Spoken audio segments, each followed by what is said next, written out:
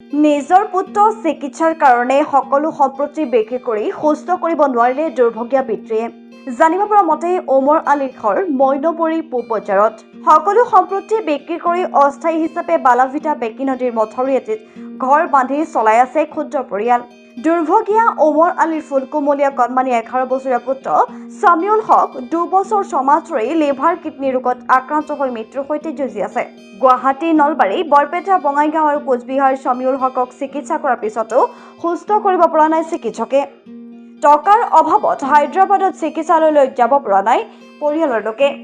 তেনে সমস্যাতে আজি ওমৰ আলীৰ ঘৰত ৰাইজৰ দলৰ কেন্দ্ৰীয় সম্পাদক মনিৰুজ্জামান, সাংবাদিক ৰমেশ তালুকদাৰ আৰু ৰফিকুল ইছলামে ছামিউল হকৰ স্বাস্থ্যৰ বুজ লয়।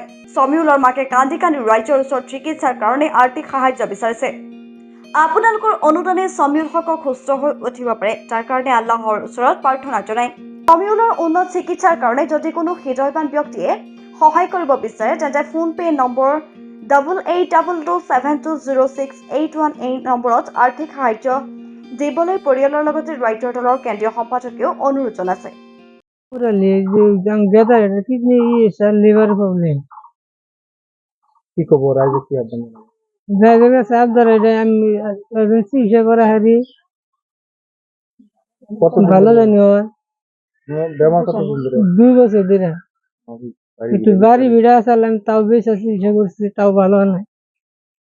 কত টাকা লাগে চিকিৎসা করার জন্য? তুমি মেলা না গে ওদের বাসা বিল মেলা দিয়ে না কি জানাবা রাইজে কি আহ্বান জানাবা? জায়গাটা চাপ ধরে এটা আমাদের ই করে বাসায় হারি চিকিৎসা করবার নিয়ে কি সহায় করে না।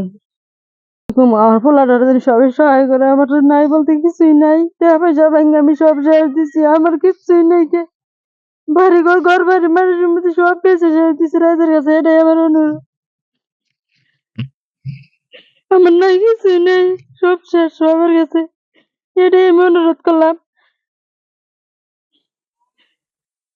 বাড়ি ঘর ঘর দেওয়ার কিচ্ছু নাই, মানুষের ভিতরে থাকি মাঝে মধ্যে রয়েছি মাথা উড়ি বাড়াইয়া বেগের পার বাল্লা বিঠা আছে।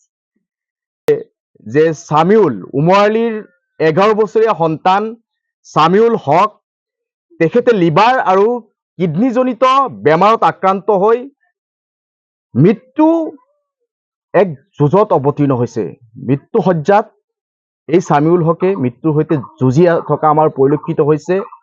জিএনআৰচিৰ পৰা আৰম্ভ কৰি বিভিন্ন চিকিৎসালয়ত এই দুখীয়া পৰিয়ালটোৱে এই ল'ৰাটোক ভাল আৰু সুস্থ কৰি তোলাৰ স্বাৰ্থত তেওঁলোকৰ যি সম্পত্তি আছিল, ঘৰ ভিটি, সেই সকলো বিক্ৰী কৰি আজি মাথাউৰিৰ দাঁতিত তেওঁলোক বসবাস কৰি আছে। একমাত্ৰ এই ছামিউল হকক জীয়াই তোলাৰ কাৰণে এই ছামিউল হকে যাতে পৃথিৱীখনত বাচি থাকিব পাৰে, অইন ল'ৰা ছোৱালীৰ নিচিনাকে এই ছামিউল হকে যাতে পূৰ্বৰ নিচিনাকে স্কুলত যাব পাৰে, তাৰ চিন্তা কৰি এই দুখীয়া পিতৃ মাতৃগৰাকীয়ে নিজৰ থকা ঘৰ ভিটি পৰ্যন্ত বিক্ৰী কৰি আজি পৰ্যন্ত কিন্তু ছামিউল হকক ভাল কৰি তুলিব পৰা নাই। এতিয়া টকা পইচাৰ অভাৱত তেওঁক হস্পিটালৰ পৰা ঘৰত আনি ঘৰত চিকিৎসা নকৰা অৱস্থাত তেওঁ চিকিৎসা বিনাই চিকিৎসা নোহোৱাকে ঘৰত আজি পৰি থাকিব লগা হৈছে। গতিকে এই মুহূৰ্তত এই পৰিয়ালটোৰ আচলতে দুখে ওলাই পাছিয়ে নধৰা এক অৱস্থা, এক হাহাকাৰ পৰিৱেশ। আজি 7 মাহ ধৰি এই মাথাউৰিত তেওঁ অস্থায়ীভাৱে বসবাস কৰি আছে। এই মাথাউৰিৰ পৰা হয়তো কেতিয়াবা গুচি যাব লাগিব, কিন্তু এই পৰিয়ালটোক আমি কিন্তু অকণমান সহায় কৰিলে নিশ্চিতভাৱেই এই ছামিউল হকে চিকিৎসা সেৱা যদি আমি আগবঢ়াব পাৰো, নিশ্চিতভাৱেই ছামিউল হক আকৌ পুনৰ নিজৰ জীৱন ঘূৰাই পাব। গতিকে এই মুহূৰ্তত মই বিশ্ববাসী, অসমবাসী, বৰপেটা জিলাবাসী বা সমগ্ৰ ৰাইজক, সৰ্বস্ত ৰাইজক মই এটাই কাতৰ আহ্বান জনাম, আহক আমি সকলোৱে ছামিউল হকৰ পৰিয়ালৰ কাষত থিয় হওঁ। এই নিষ্পাপ শিশুগৰাকীক আমি জীয়াই তোলাৰ ক্ষেত্ৰত কিঞ্চিত অৱদান এটা আগবঢ়াই